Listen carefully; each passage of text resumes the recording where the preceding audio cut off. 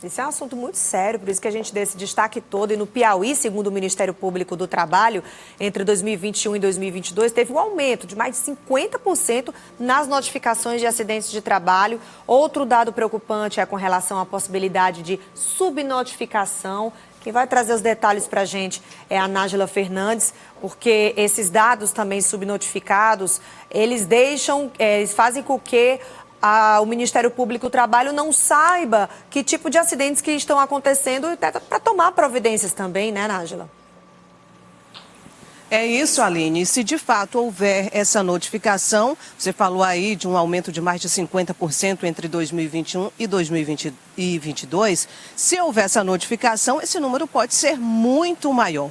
E os dados são coletados junto ao SINAM, que é o Sistema de Informação de Agravos de Notificação. Para a gente ter uma noção de fato em relação aos números no que diz respeito aqui ao nosso estado, números de acidentes de trabalho, vamos colocar na tela essas informações para o telespectador também acompanhar. Olha só, em 2021, Aline, foram notificados 1.962 casos, ou seja, 1.962 acidentes de trabalho. Já em 2022, esse número foi maior, 53,7%. Ele subiu para 3.015 casos notificados. Em relação à estimativa de subnotificação, a gente tem aí 30,4% em relação a essa possível subnotificação. A gente vai ouvir agora a Maria Helena Rego, ela que é procuradora do trabalho e é também coordenadora regional da Coordenadoria Nacional de Defesa do Meio Ambiente do Trabalho. Ela fala inclusive sobre o que é possível fazer para reduzir esses registros aqui no Piauí. Vamos ouvi-la. Nos últimos anos, o Ministério Público do Trabalho e outros órgãos do Estado têm feito campanhas para garantir um aumento das notificações de acidentes, em especial no SINAM, né, no Sistema de Informações do Ministério da Saúde. E, muito embora tenha havido um aumento dessas notificações de 2021 para 2022, ainda temos um índice de subnotificações muito elevado.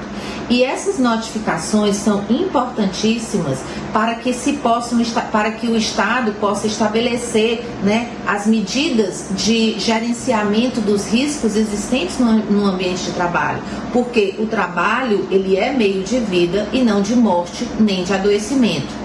A denúncia mais comum ainda é o não fornecimento do equipamento de proteção individual. Agora é importante se saber de uma coisa: o equipamento de proteção individual não é a principal medida de saúde e segurança a ser adotada pela empresa.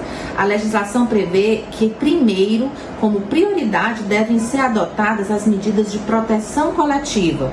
Por exemplo, em uma indústria de confecções de roupa, né, o fornecimento do fone de proteção de ouvido, ele é um equipamento de proteção individual. Mas antes de fornecer o fone de proteção de ouvido, é necessário adotar medidas para controlar o barulho, para diminuir esse barulho que é o que vai causar o adoecimento. Então, as medidas de proteção coletiva são mais importantes e são prioritárias para a empresa. A CLT permite que o empregador adote medidas de punição para o empregado que se opõe ao uso, se recusa a usar o equipamento de proteção individual, como, por exemplo, a advertência, né, mandar o trabalhador voltar para casa, não trabalhar naquele dia e poder colocar esse dia como falta. Então, são medidas importantes para garantir o uso dos equipamentos de proteção individual.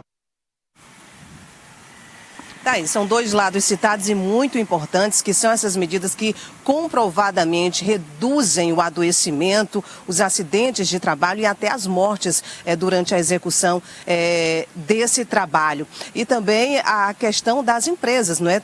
Estarem investindo nos programas de prevenção de risco de acidentes de trabalho, e o próprio empregado, não é? Ele precisa entender que é necessário, que é para a própria prevenção que ele deve usar o equipamento individual.